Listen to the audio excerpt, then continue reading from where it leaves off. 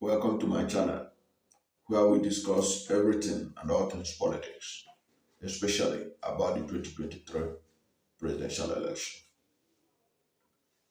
Now, in this video, I want to talk about why Bola Ahmed Tinubu's colloquium didn't take place this year and why his supporters are worried, and indeed what it portends for Nigeria.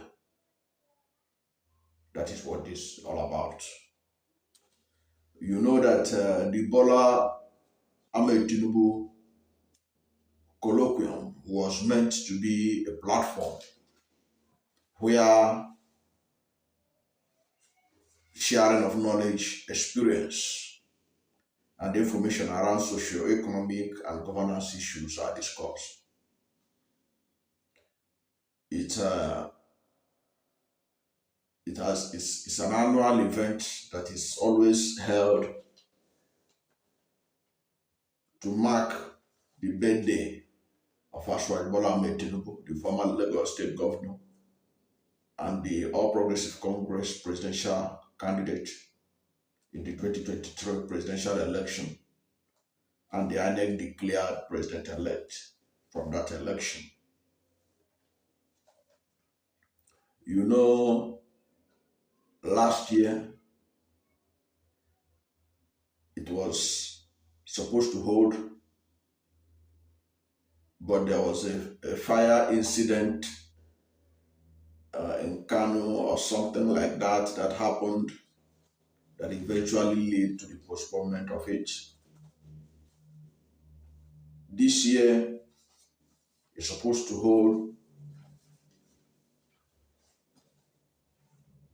to mark the 14th edition, and ordinarily many people expected that this year's edition will be more grandiose because it was expected to be bigger, better, and more grandiose than ever before. And your guess is as good as mine. This is because the Independent National Electoral Commission had this March declared Asiwaju Bola Ahmed Tinubu president-elect from the controversial 2023 presidential election, which had been declared by international community and international media as hugely flawed. So it was supposed to be a triumphant entry of Ahmed Bola Ahmed Tinubu in his bid to accomplish his lifelong ambition to be president of Nigeria. Remember, Tinubu said that his lifelong ambition is to be president of Nigeria. Now, coming at a time that INEC had declared him president-elect, many would have thought that this would be a very celebratory colloquium for Asiwaju Bola Ahmed Tinubu. But strangely, it was not so. Instead, there are now rumor mills on what really happened or what is really happening, because the colloquium will not take place. His birthday celebration will not take place. And Nigerians are in the dark. And on the eve of his birthday celebration, Asiwaju Bola Ahmed Tinubu literally sneaked out of the country.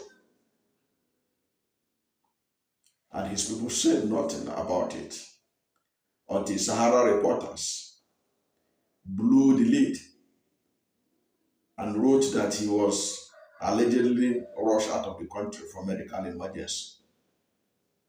It was after the Sahara Reporters report that the media aide, the media aides of Asiwaju Bola Tinubu now issued statement saying that he was in UK, he traveled to UK and France to rest after the exhaustive campaign, and that he is also going to be in Saudi Arabia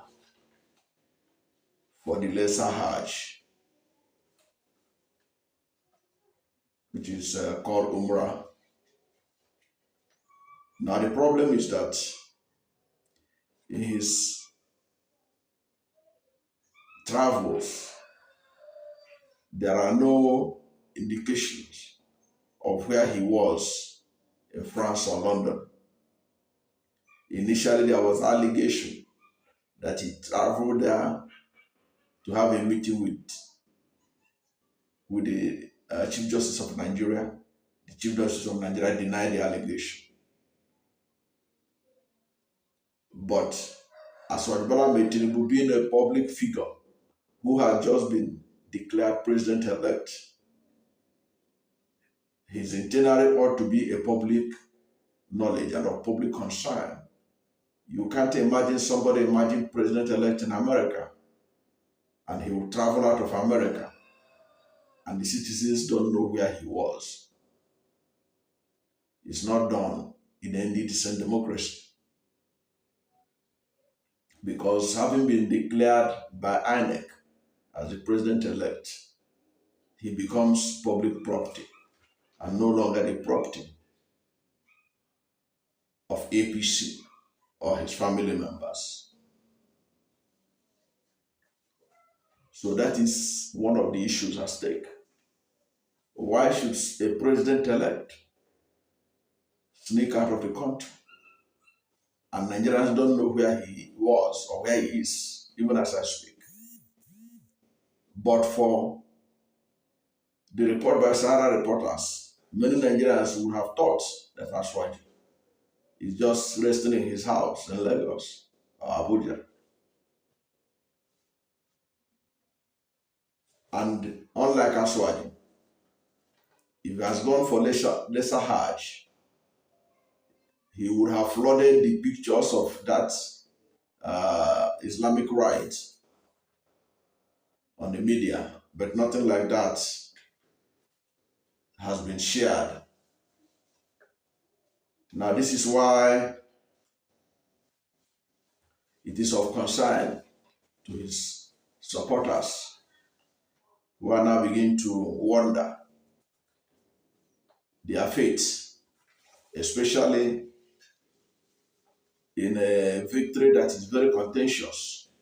Already the Department of State Services have said that there are people who want to stop Asiwaju from being sworn in. While talking about interim government, how would Asiwaju defend his mandate from those anti-democratic forces if he is not on ground in Nigeria here? Can you imagine what it will mean if on May 29, Asiwaju Bola Tinubu is not in the country? So that is one of the things that is giving his supporters worry and of concern. But I dare say that what is playing out is not new. Nigerians were forewarned before they cast their vote, before they throw their support, that the era of President Muhammad Buhari's first tenure should be avoided by all means. When Buhari spent the greater part of his first tenure in hospitals, in and out of hospitals in London, many Nigerians were reminded of the danger ahead in electing or supporting a candidate who will remind us or take Nigeria back to the era of Umar Musa Yar'Adua, who was always sick and eventually died as a sitting president. That this election should be about somebody who has the physical and health energy to do the job. Now, all these speculations now that is making the round about the whereabouts of Asiwaju Bola Tinubu could have been avoided if the All Progressive Congress has given their presidential ticket to Professor Yemi Osibanjo or Dr. Bola or to several other Nigerians who at least many of us can say that they are always on ground. They have not been reported to be having health challenges that will keep them away from the office. But this is where the country is right now. The whereabouts of the president-elect is not known. They told you it's in France. It's in UK. But where exactly is he? Kamala Harris, the Vice President of the United States, was in Ghana, in Tanzania, all over Africa. The whole world saw him. When you become president-elect, your itinerary becomes official. It is no longer a secret. You are no longer a private citizen. Yet, as for the Bola Tinubu, whereabouts is unknown. Even if they say he's in France, nobody has seen him in France. No pictures of him in France. No interaction with Nigerian diaspora in France or UK. But this could have been avoided. And that is why many Nigerians are saying that it is not yet too late. That the judiciary can come to the help of Nigeria by doing the right thing, by looking into the petitions that have been sent in, challenging his election to see if it had merit. And if it has merit, then there is a need for the judiciary to do the right thing so that Nigeria can avoid another calamitous presidency in which it will be characterized by uncertainty. Because right now, if there is uncertainty in the presidency, there will be a problem. The country's economy is in dire stress. The economy of Nigeria is in dire stress. Nigeria is the only oil producing country that could not make a single profit from the Ukraine-Russian war. Nigeria's debt is ballooning. Nigeria has highest rate of unemployment in Africa and one of the highest in the world. Nigeria is the poverty capital of the world.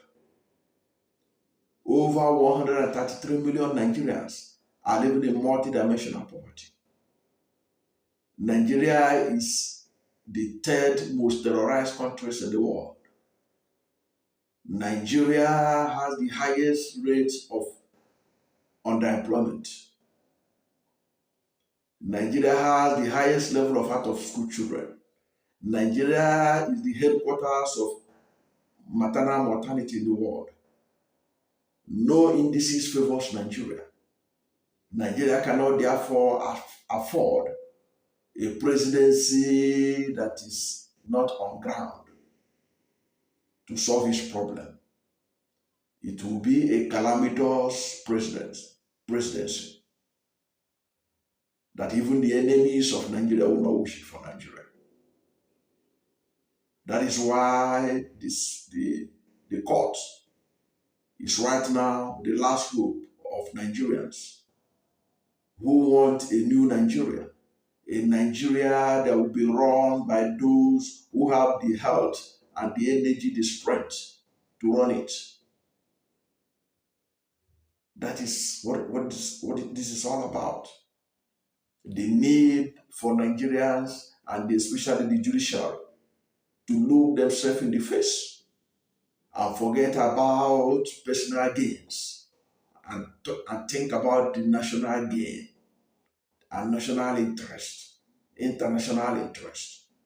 Because if anything wrong happens to Nigeria, it will be disastrous for the sub-Saharan Africa and the rest of humanity. This is a country of 200 million people. If there is no peace in Nigeria, the world will be in trouble. Nigeria will be in trouble. Africa will be in trouble. This is an avoidable calamity. And the courts can solve this problem for Nigeria. That's the only hope now for Nigerians. Out of the situation we have found ourselves, only the court now can save this country. The onus is now on the courts to look at the petitions submitted to it objectively and ensure that justice is served, not just to the petitioners, but to Nigerians. They have to take note of the fact that there are about 13 million Nigerians who rejected Asiwaju Bola Tinubu. Only 8 million supported him. That is if we are to believe the figures from INEC, as that is the votes of Nigerians. But already these are matters in the court. But we hope that the courts will salvage this country and save it from Umar Musa Yar'Adua era kind of presidency. Thank you for watching this video. And if you are new to my channel, you have not yet subscribed to my channel, subscribe to my channel and hit the subscription button, hit the notification bell. When you subscribe to my channel and hit the notification bell, anytime I have a new video, you'll be among the first to know. God bless you. And please don't forget to like this video, because when you like it, God will rank it high and recommend it for more people. God bless you.